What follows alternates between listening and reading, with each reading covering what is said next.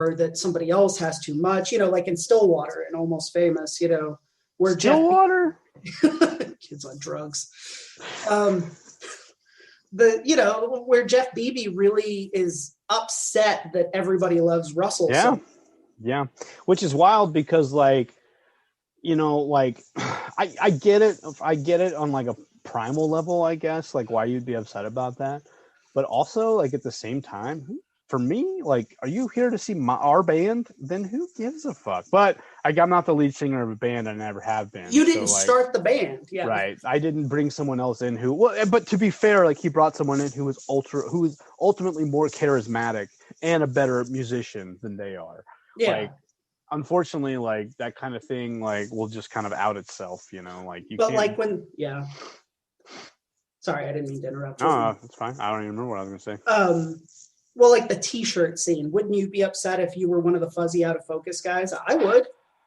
I mean, if I were Jeff, maybe, but as me, I already would have been like, cool. So I see myself in the band. I mean, I guess that's one thing. If you don't see yourself if you see yourself as the Paul to somebody else's If you're the bass John, player, and you don't really care, you're just like, I'm grooving, man. I'm here. I'm happy to be here with the rest of Weezer. Boom, boom, boom. Right. Right, exactly.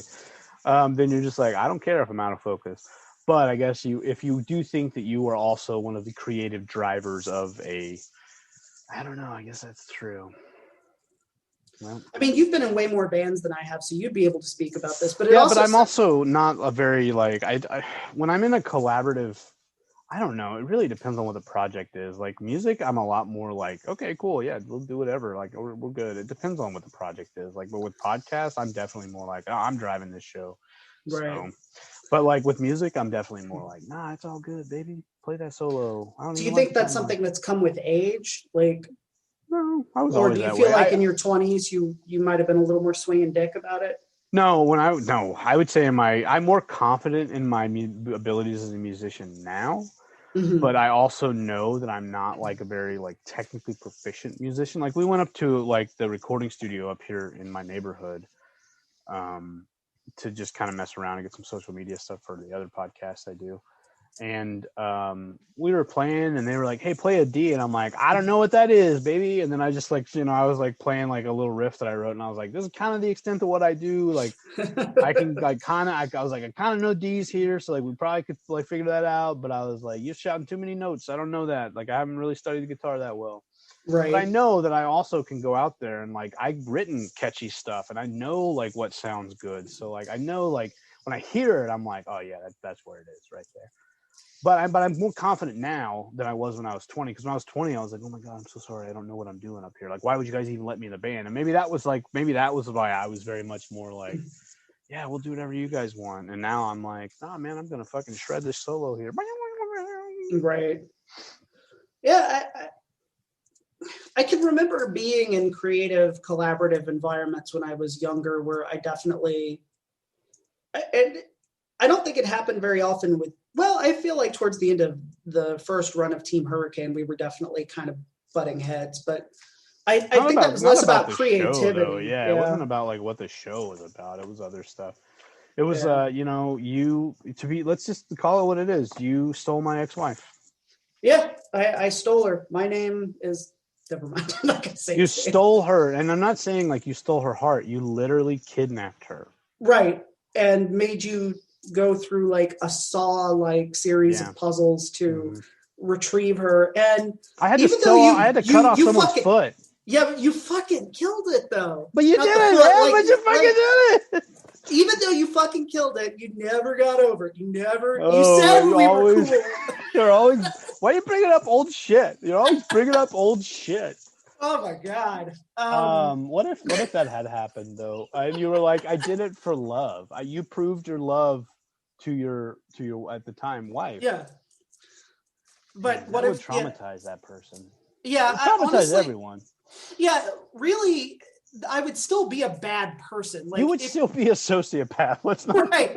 Look, anybody who makes up tests for somebody to prove their love to somebody else, that is not healthy behavior. Like I have been on the other side of that, and that is not what a healthy relationship is about. And it definitely shouldn't be. If that's happening and you've got to saw someone's foot off, Shut it down. Shut it all down. Shut the show down.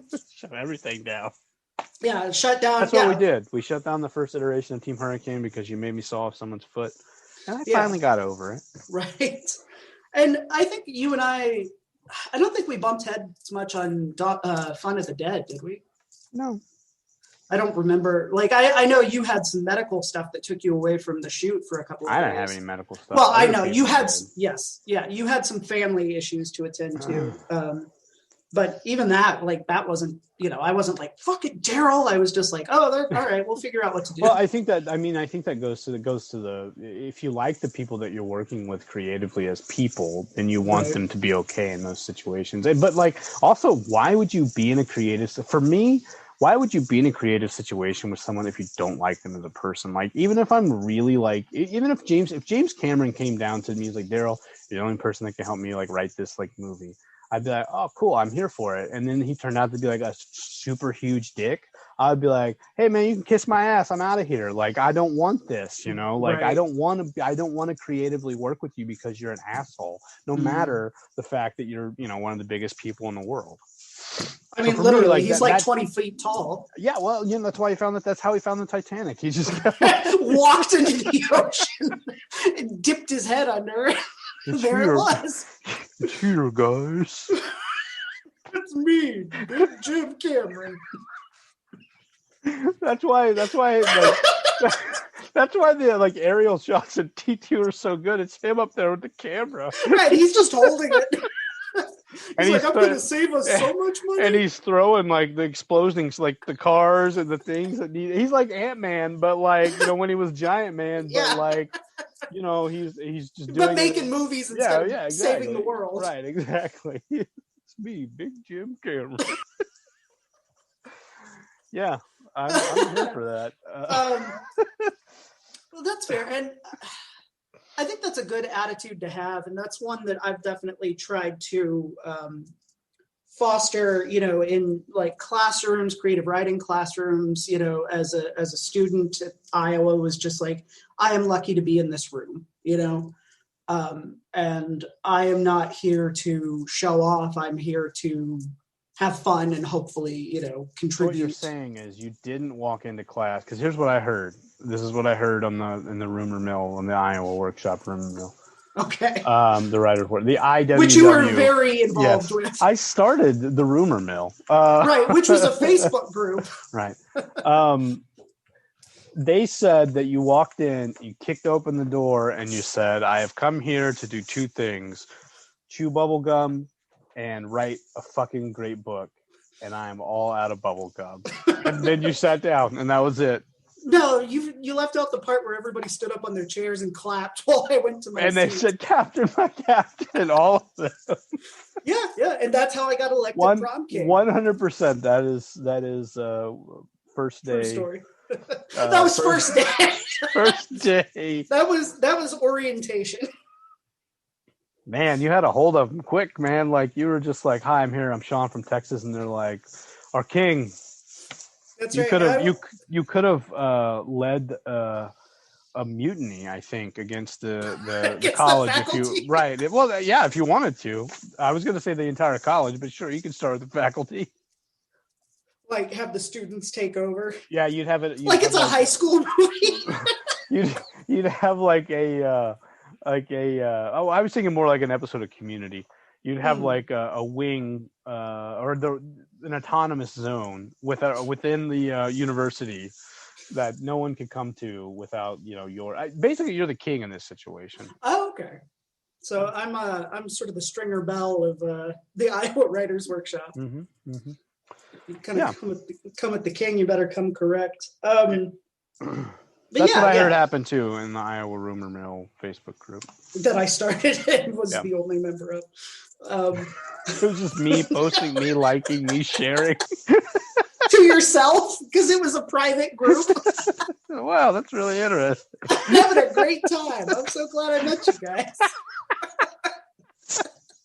Yeah, it's every one of my pages talking shit. Nobody has talked shit on this page. Everyone here is having a good time. 100% positive mental PMA, positive mental attitude over here. This is the good side of Facebook. Oh man. Like, I'd say I definitely have an ego, but hopefully not in a way that's like, I like people with ego, but like people, I think true confidence is the ability to not have to shove it in somebody's face, you know, to just like be confident enough in what you're doing that like you let that speak for you rather than a bunch of bluster or getting in people's way. Yeah. I think for me, that's come with age too. Yeah. Now I'm just like, all right, but I'm going to show you how to run a one-person Facebook page, and it's going to be pretty fucking good, okay? Right. Well, and that I was that way with my writing and nothing else. And I think that was a big problem in my life, was not being able to translate that sort of quiet confidence. You had big book energy, but not BDE. Right. Sure. No, very SME. Small man energy. Sure. I can feel that. Yeah. Not necessarily with you, but like in general, like I can. Yeah, I can dig it. Life experience. You know, it's like I finally understand all those adults who are like, man, if I could go back and with what I know now, like, you know, I'd fucking kill it as a kid, you know. Yeah, but you really wouldn't, because like those experiences made you who you were. Yeah. So it's like, if you had made this completely different decision at that time, yeah, you might have done better, but you might not have. That decision might have been good, but then it's like, cool, man, I ended up, you know, like asking that girl to prom. Oh, that girl vanilla skied me. I'm fucking paralyzed. You know? Yeah, like, exactly. You don't ever know. Like. That's true. That's true. You don't know. And then he goes, you know, that's it's like that movie, The Butterfly Effect, right? Like, very wise film, yes. Yeah, what I base all of my time travel theories and scientists agree that is the most scientifically accurate, as far as we know, portrayal of what time travel that we're aware of, because like we really don't know how to because travel it's still fiction. Yeah. Right. Well, I was reading. I was actually reading. I don't know if it was on your Facebook or Instagram or Facebook or something, but Rob, our friend Mary Beth, Rob's husband. Rob is her husband. Rob is also our friend. He is also our friend. He said that he hopes to be around for the Singularity in his lifetime. And I started reading about it, and I was like, oh my God. And like a lot of people that, because I was like, well, you know, where did this concept come from? You know, I did a deep dive. You guys do a whole podcast about this. It's called Hyperfixating. Check it out.